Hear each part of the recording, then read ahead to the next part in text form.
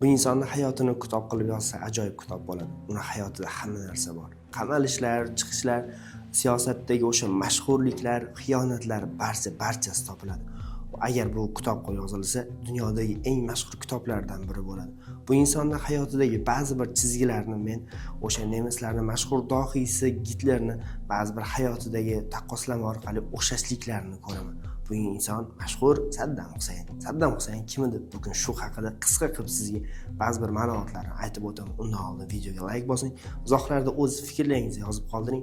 Albatta kanalimizga obuna bo'lishni unutmang. Saddam Husayn 1937-yilning 28-aprelda Bag'doddan 175 kilometr uzoqlikda, Tigritdan 13 kilometr uzoqlikdagi Avja degan bir qishloqda dunyoga keladi. Saddam Husaynning oilasi cho'pondi. Uning otasi Saddam Husayn tug'ilmasidan avval yo'qolib qoldi.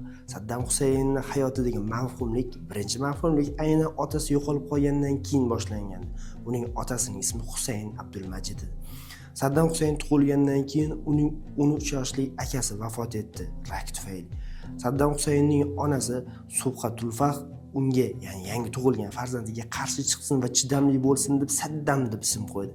Saddam Husaynning oiladagi qiyinchiliklar tufayli onasi amakisiga berib yuborishga majbur bo'ldi.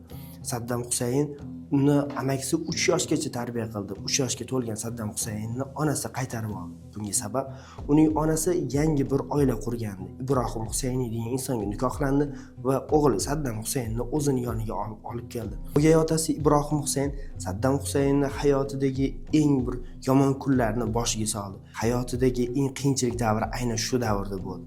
Chunki o'gay otasi Saddam Husaynga kun bermadi, har doim kaltakladi va hayotidagi eng qiyin kunlarni boshiga solgandi. Adolf Hitler bilan o'xshashlik tarafi aynan shunday edi. Adolf Hitlerning o'gay ota qo'lida tarbiya qilinmagan, lekin aynan Adolf Hitlerning ham otasi Hitlerni juda qattiq urgan.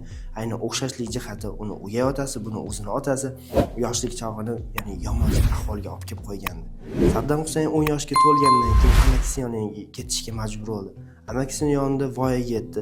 1957-yilga kelganda u hayotini siyosat bilan bog'ladi. 20 yoshlik Saddam Ba'sga a'zo bo'ldi. Ba's nima? Ba's Arab ijtimoiy uyg'onish partiyasi hisoblanadi. 1959-yilga kelganda Abdul Karimga nisbatan suiqasd tufayli Saddam Husayn ham aybdor deb topildi va Saddam Husayn 1959-yilda oyoqlaridan otildi. Shundan keyin u qochishga majbur bo'ldi. Dastlab Tigritga, undan keyin Suriyaga va Bayrutga bordi. O'shandan keyin u Misrga qochib o'tgandi. Uning bunday qochib yurishlariga Markaziy razvedka boshqarmasi hamda Suriyaning maxfiy xizmatlari katta rol o'ynagan. Savol tug'iladi, nega? Chunki Saddam Husayn ular uchun kerak bir shaxsiyatga aylangan. Saddam Husayn Misrga bordi. Misrga borib Qohira universitetida o'qiy boshladi. Uning maqsadi huquqshunos bo'lish edi va huquqshunoslikda o'qiy boshladi. Misrda yurgan kezlari Saddam Husayn uylandi o'zining amakisining qiziga, Sojida Tulfahga. Undan 3 qiz va 2 o'g'il ko'rdi. Undan keyin yana 2 marotaba Saddam Husayn oila qurgan. Saddam Husayn 1964-yilda Iroqqa qaytdi. Misrdan o'qishni tugatdi va Iroqqa keldi. Iroqda uni qamoqqa olishdi. Xuddi Adolf Hitlerga o'xshab qamoqdagi davr uni shon-shuhrat davriga olib chiqib qo'ydi. Chunki Adolf Hitler ham Pivosyondan keyin qamaldi. Aynan o'sha Pivosyondan keyin qamalishi uni o'sha siyosatdagi mashg'ullikka cho'qqiga olib chiqib qo'ygandi. Aynan u qamoqda yurgan paytlarda Mein Kampf, ya'ni mening kurashimni yozgandi. Saddam Husayn 1967-yilda qamoqdan chiqdi. Qamoqdan chiqqandan keyin uni obro'si ko'tarilgan va Ba'sdagi faoliyatini davom ettirdi. 1968-yilga kelganda u Ba'sga ma'lum miqdorda yetakchiga aylandi. Uni o'sha davrdan boshlab uni siyosatdagi kun sayin darajasi osha boshladi.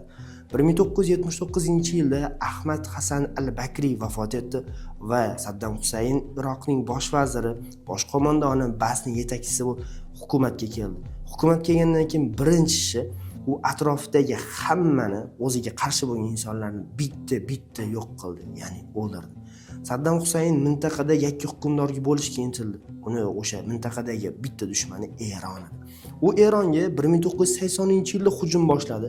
Ya'ni bu ikkita musulmon davlat o'rtasida balkida kimlardir urush boshlagandi, lekin ikkita musulmon davlati urushdi. Urush Iroq va Eron urushi 1980-yildan 1988-yilga qadar davom etdi. Qariyb 8 yil. Savol tug'iladi, kimga ziyon yetdi? Ya'ni har doimgidek xalqqa ziyon yetdi. ikkisi tarafdan, har ikki tarafdan 1 millionga yaqin inson bu urushda, 8 yillik urushda vafot etdi. 1 million bu kichkina son emas. 20-asrning 80-90-yil atrofidagi 1 million bu kichkina son hisoblanmaydi. Saddam Husayn Eron bilan urush tugamagan bir paytda 1988-yilning 17-18 mart kunlari Halabja qirg'inini amalga oshirdi. U kurdlarni qirdi. Bu bilan to'xtab qolmadi Saddam. 1990-yilning 2-avgustida u Kuvaytga yurish boshladi. Kuvaytga urush tufayli birinchi Ko'rfaz urushi boshlandi. Bunga Amerika aralashdi. Chunki Amerikani o'sha paytda, ya'ni 1990-yillarda iqtisodiyoti qisqa muddatda retsessiyaga uchragandi. Retsessiya bu iqtisodiyotda to'xtab rivojlanish. Endi Amerika uchun iqtisodiyotini ko'tarish uchun ma'lum bir yo'l kerak edi. Aynan bu yo'lni Amerika Ko'rfazda, ya'ni o'sha neft konlari orqali iqtisodiyotini ko'tarmoqchi edi va ma'lum bir qadar amalga oshirdi. Ikkinchi masala, Amerika 1991-yilni SSRni parchalab tashladi va sovuq urushda g'alaba qozondi. U Yaqin Sharqda, O'rta Uzoq Sharqda, kerak bo'lsa butun dunyoda hukmron bo'lishga intilayotgan bir davrda Amerika endi Yaqin Sharqdagi o'sha masalalarni hal qilish uchun komissarga aylangan bir davlatga aylandi. Va shuning uchun u Ko'rfaz urushiga ham bosh qosh bo'la boshladi. 1991-yilda o'sha Ko'rfaz urushi boshlandi. BMT aralashdi bunga. Iroqqa nisbatan sanksiyalar joriy qilindi. Bu sanksiyalar qariyb 13 yil amalga oshdi. Kimga ziyon? Yana o'sha xalqqa ziyon. Xalqning oddiy aholisi bu sanksiyalardan juda qiynaldi.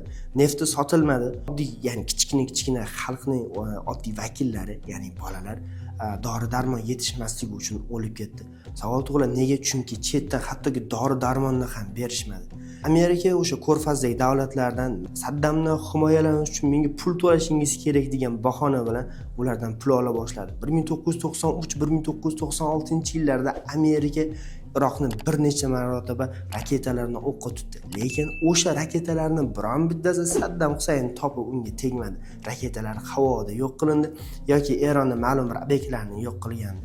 1995-yilning 15-oktyabr Saddam Husayn o'zini prezidentlikka nomzodini qo'ydi va rekord darajada g'alaba qozondi. U 99.97% ovoz bilan birinchi o'rinni egalladi va Iroqning prezidentiga aylandi. 7 yilga saylandi. 1998-yilda Amerika Saddam Husaynni yo'q qilishga kirishdi, qo'shtirnoq ichida yo'q qilishga kirishdi va 500 ta raketani yo'lladi. Bu o'sha sahrodagi Turkiya operatsiyasi nomi bilan kirgandi. 500 ta raketaning birontasi Saddam Husayn topib tegmadi.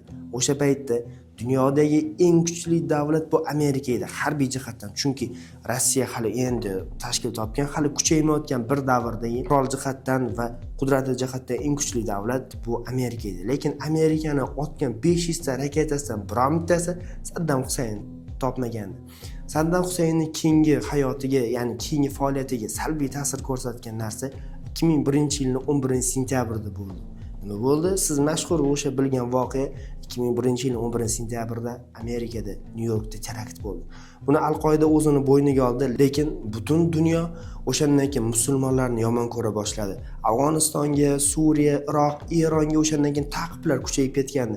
Terrorni sherigi, terrorni qo'llab-quvvatlovchi davlat degan bir ularga tamg'ala yopishtirildi. O'shandan keyin Amerikaning prezidenti Jorj Bush, kichik Jorj Bush, bu prezident 2000-yildan 2008-yil oralig'ida 2 marta prezident va Amerikani boshqargan. Saddam Husaynga ayb qo'ydi. Ayb shundan iborat ediki, Saddam Husaynda yadro quroli bor. U yadro qurolini tayyorlayapti degan bahona qo'ydi va Angliya bilan birlashdi. Saddam Husaynga 48 soat vaqt berdi. Iroqni tashlab chiqib ketish kerak edi. Saddam Husayn tabiiyki bunga yo'q dedi. 2002-yilning 15-oktyabrida qariyb 7 yildan keyin xuddi shu sanada yana saylov bo'ldi. Saddam Husayn yana rekord o'rnatdi. 100% ovoz bilan u Iroqning yana 7 yilga saylangan prezidentiga aylangan. 2002-yildan keyin Amerika va Angliya Iroqqa bosqinni kuchaytirib yubordi. Ular Saddam Husaynni endi yo'q qilishga harakat qildi va bir vaqtning o'zida ular mart oyida Iroqqa yurish boshlandi. Ham havodan, quruqlikdan, dengizdan Iroqqa hujum boshlandi. Saddam Husaynning armiyasi Iroqni egallashga, ya'ni ular qarshilik ko'rsatishga ko'zlayotgandi, lekin Saddam Husaynning o'sha kuchli tuzgan 700 mingga yaqin armiyasi, minglagan tanklari, har xil o'choqlari, ya'ni samolyotlari kelayotgan Amerika va Angliyaning qo'shinlariga atigi 20 kun turib bera oldi. O'sha mashhur Saddam Husaynning armiyasi atigi 20 kun tura oldi. bu qiziq jihat o'sha shuncha davr Saddam Husayn ularga qarshilik qildi, lekin atigi 20 kunda Saddam Husaynning armiyasi taslim bo'ldi. Saddam Husaynning o'zi yo'q edi, uni oila a'zolari ushaldi va o'ldirildi. Saddam Husaynni o'shandan keyin sudga tayyorlashdi. U 9 oy davomida qochib yurgan, soch-soqollari o'sib ketgan va o'sha xarobaga aylangan, ya'ni bir nochor ahvoldagi Saddam Husaynni televideniya orqali, ommaviy axborot vositalari orqali butun dunyoga ko'rsatishdi. Birinchi sud 2004-yilning 1-iyulida bo'ldi. Saddam Husayn aybdor topildi. Saddam Husaynni qamashdi, lekin o'shandan keyin unga ayblar o'qildi, lekin jazo amalga oshirilmadi. 2006-yilning 30-dekabrda Saddam Husaynni o'limga hukm qilishdi. Saddam Husayn o'lishidan avval sport bilan shug'ullanishni boshlagandi. Uni shifokor so'raganda, "Nega bunday sport bilan shug'ullanish senga kerak? Sen yaqinda o'lasan" deganda Saddam Husayn aytgandi: "Men odamlar yonida o'sha xorozor bo'lib, bir qashshoq ahvolga tushib qolganligimni ko'rsatmasligim uchun ham sport bilan shug'ullanishim kerak" dedi. 2006-yilning 30-dekabr kuni Ramazon oyi edi. Aynan Ramazon oyida Saddam Husaynni osishdi. Saddam Husayn o'lishidan oldin, ya'ni o'sha Ramazon oyida Qur'oni Karimni 8 marotaba xatm qilgan deyshadi. Saddam Husayn 2006-yilning 30-dekabr kuni osildi. U osilishdan avval ashhadu an la ilaha illalloh, ashhadu anna Muhammadar rasululloh dedi va ikkinchi marta Muhammad degan joyiga kelganda uni osishdi. 5 minut u osilib turdi va bo'ynlari singan, jon taslim qilgan Saddam Husaynni dordan bo'shatishdi va o'sha mashhur Suriyani boshqargan, bizni tilda aytganda diktatorga aylangan Saddam Husaynning hayoti shunday bo'lgan. Hayotidagi ba'zi bir voqealarni ko'rsangiz, uni hayotidagi, ya'ni bu amalga oshirgan ishlarni o'zi xohlab qilmaganligini ko'rishingiz mumkin. Bu haqida sizning fikrlaringiz qanday? Kommentariyada o'z fikrlaringizni yozib qoldiring. Rivojlanishimiz uchun kanalimizga obuna bo'ling va like bosib qo'yishni unutmang. Rahmat.